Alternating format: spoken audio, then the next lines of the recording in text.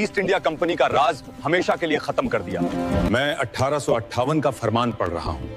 अब भारत पर महारानी विक्टोरिया का सीधा राज होगा। कंपनी का काम खत्म हो गया है। मैं लॉर्ड कैनिंग हूं, भारत का पहला वायसराय। गवर्नर जनरल का नाम बदलकर वायसराय कर दिया गया, जो ताज का नुमाइंदा है। मैं भारत का सेक्रेटरी ऑफ स्टेट हूं। मेरी मदद के लिए 15 मेंबर की काउंसिल ऑफ इंडिया बनाई गई और मैं सीधे ब्रिटिश पार्लियामेंट को जवाब देता हूं। मैं बनारस का राजा हूं। 1861 के इंडियन काउंसिल्स एक्ट ने पहली बार भारतीयों को वायसराय की काउंसिल में जगह दी। मैंने 1809 में पोर्टफोलियो सिस्टम शुरू किया था। अब 1861 का एक्ट वायसराय को इमरजेंसी में बिना काउंसिल के ऑर्डिनेंस जारी करने की ताकत देता है। मैं बॉम्बे का व्यापारी हूं। 1892 के एक्ट में बजट पर बहस करने का हक मिला, लेकिन वोट देने का हक अभी भी नहीं दिया गया। मैं सत्येंद्र प्रसाद सिन्हा हूं। 1909 के मॉर्लेमेंटो रिफॉर्म्स ने मुझे वायसराय की एग्जीक्यूटिव काउंसिल में लॉ मेंबर बनाया।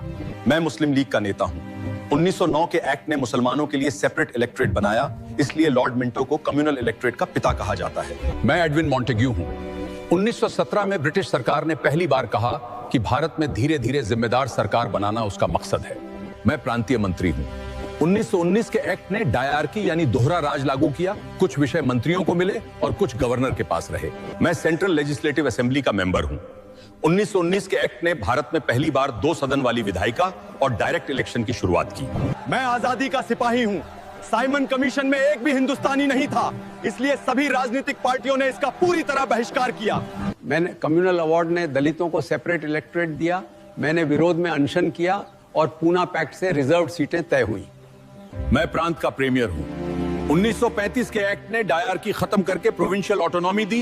अब गवर्नर मंत्रियों की सलाह पर काम करेगा। मैं लॉर्ड माउंटबेटन हूं।